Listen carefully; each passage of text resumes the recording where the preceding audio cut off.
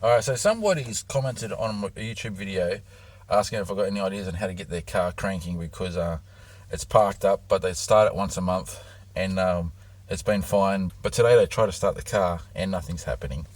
Right, luckily enough, I'm able to respond to that message today. Sometimes I don't check my messages for 2 or 3 weeks, so bear that in mind when you leave a comment. I don't always get to messages straight away. I've got other things to do. Okay, so first thing I would do is check the fuse box. Now, there's nothing on the fuse box in the manual that says that any of those are for the starter motor.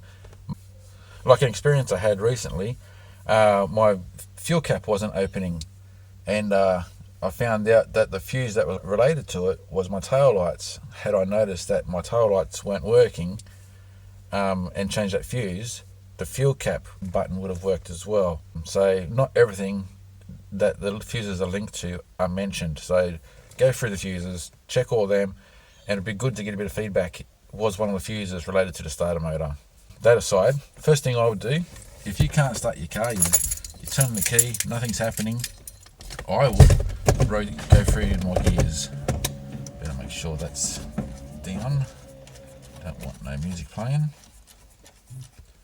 Okay, so first thing I'll do is try and push the shift forward a little bit while you try and start the car, because it could be the neutral safety switch is not positioned correctly, or it could be corroded.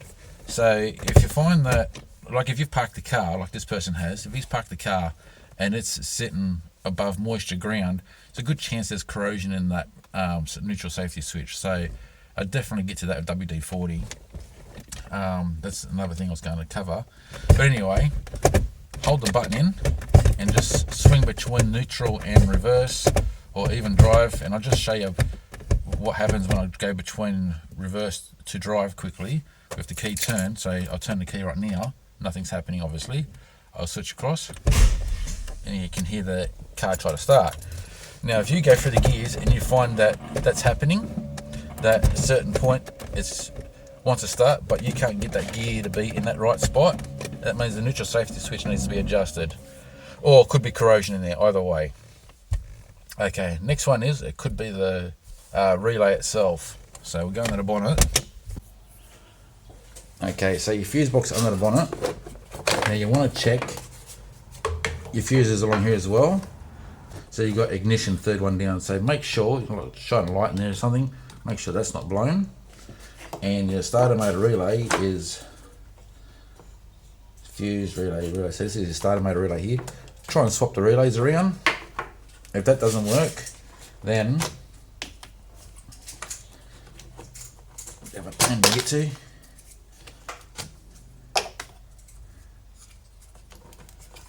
Now my car's turned off at the moment, but that shouldn't stop me from cranking the engine over. So if I jump pin 87 and 30, I think it's 87. 87?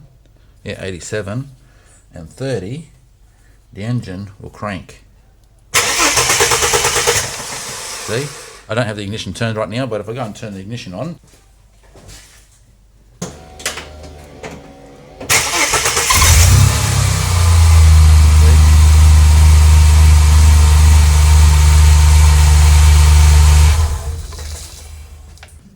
now if you can do that, then, and the swapping the relay didn't matter, but you can jump it like that and it it cranks over, that means that there's a problem between the steering column and here. So I would then go underneath the dash and check the connections here, all of them, put WD-40 on them if you have to, and because could be a problem with the connections here. Now there could be a problem in the key chamber itself, but that's kind of like the last thing that you want to get to, because it's the hardest of them all to get to access to. If you're wondering what this switch is for, just to say it's had a problem a while back. I made a video about it, about my indicators coming on. This allows me to switch them on and off if a problem comes back. Hasn't come back, I've always got them on, but if it ever came back that my indicators just stayed on, I could just flick the switch and I bypass the problem. Anyway, that's beside the point. So check the connections here, WD-40 them. If that doesn't help, chances are it's not a broken wire anywhere, because unless you fiddled around in a certain area, there shouldn't be any broken wires. Okay, the neutral safety switch is on the left hand side. Check the connections, WD-40, make sure there's no corrosion, and if need be, then you might have to take it off, open it up, and spray WD-40 in there. Hopefully you don't have to open it, but if you do, then be careful. It's been a while since I opened one, so I can't remember if there's little springs or anything to worry about. Now that wire there, because it dangles, well, if the car's been sitting, then there shouldn't be any problem, but if you're driving along, you've hit something, you don't know about it, one of those wires could get broken from something coming underneath the car, so that's another thing to just be mindful of. Just check that connection there. What else? The starter motor itself. The solenoid could be not operational. Check the connections at the starter motor as well if you can. Like, you have to be on ramps. My car's obviously not on ramps right now. I'm just trying to show you. I have bypassed everything on a different car, on my brother's EF. I ran a wire from the starter motor itself to a relay and then to the wires in the ignition, so you could still turn the key and the car would start, but that bypassed the neutral safety switch, and you could start the car in any gear. So that's, so there's a danger there that you could start in gear, but it's a way around it. If the wiring system itself is not working out for you, you can't figure it out, then just bypass it altogether.